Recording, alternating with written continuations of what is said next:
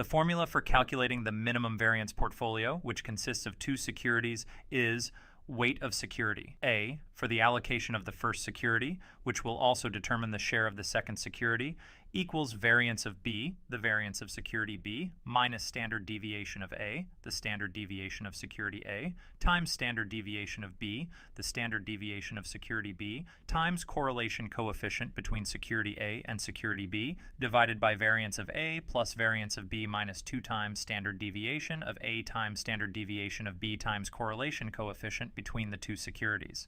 So that's the theory for now.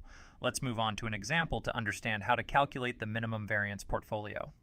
We are tasked with calculating the minimum variance portfolio for securities A and B. Security A has a standard deviation of 0.7, while security B has a standard deviation of 0.5. The correlation coefficient between the two securities is 0.5.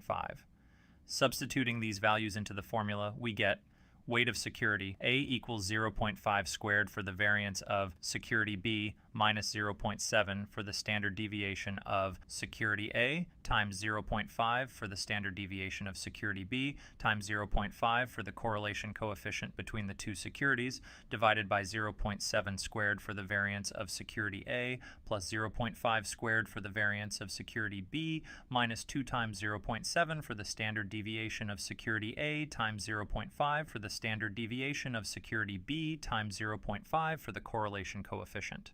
The weight of security A is therefore 19.23%. If we now subtract this from 1, we get the proportion of the second security. Thus, our minimum variance portfolio consists of 19.23% in security A and 80.77% in security B. An investor aiming to construct a portfolio with the lowest variance should invest in the two securities in these proportions. We hope this video has helped you understand the topic of the minimum variance portfolio. See you next time and have a good one.